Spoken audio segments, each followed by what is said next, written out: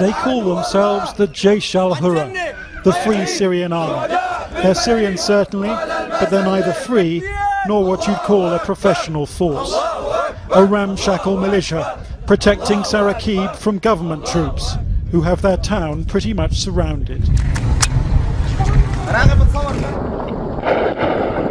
Sarakib is home to a deadly game of cat and mouse. The militiamen opened fire on tanks which we saw stationed along the outer highway. President Assad's snipers, hidden in empty buildings, try to pick the militiamen off. And sometimes government tanks shell the outskirts of town, including this school, which, like every other school in Sarakib, has been shut for the last 3 months. Our journey here wasn't easy, travelling along remote country roads which the government can't control at night. I can't go into the details of how we got into Syria because that might endanger the people who helped us. What I can say is that we walked for several hours across the border in the darkness. We've now been picked up by car, and that car has been given the all clear to proceed into a Syrian town.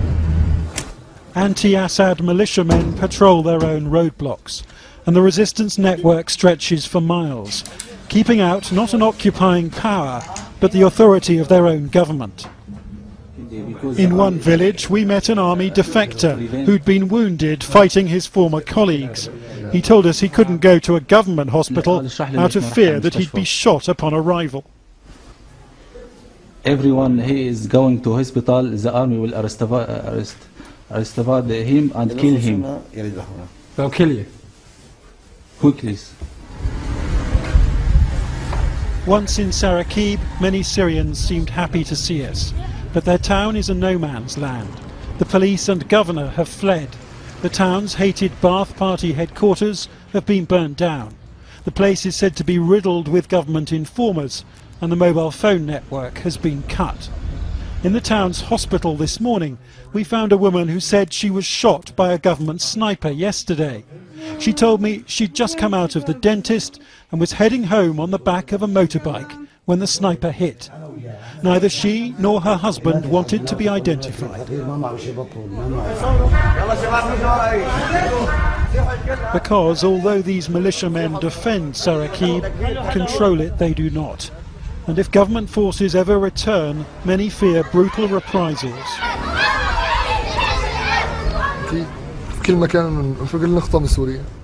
We heard what happened in Homs, said this fighter. Maybe it could happen here. An army defector, brandishing his ID card, told me they need weapons, ammunition, medical equipment. Certainly more than the pipe bombs made out of plumbing parts, or the nail bombs containing pesticide and even coffee. Even if their military hardware fails to impress, their spirits are remarkably high. Also says the primary school teacher who sits on the coordination committee of Sarakib's uprising. You say you've got 400 men defending this town, but you're still heavily outnumbered and heavily outgunned, aren't you? We depend on more troops leaving Assad and upon the strong will of local people. Though we have light weapons, we depend on Allah and the courage of local people. In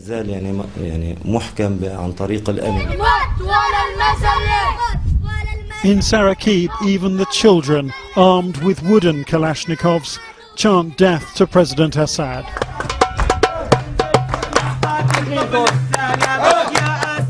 And some of their parents are no less defiant. We won't be satisfied till we have Bashar's head, they sing. We are martyrs going to heaven. Their loyalty to Syria's 42-year-old regime has been shattered.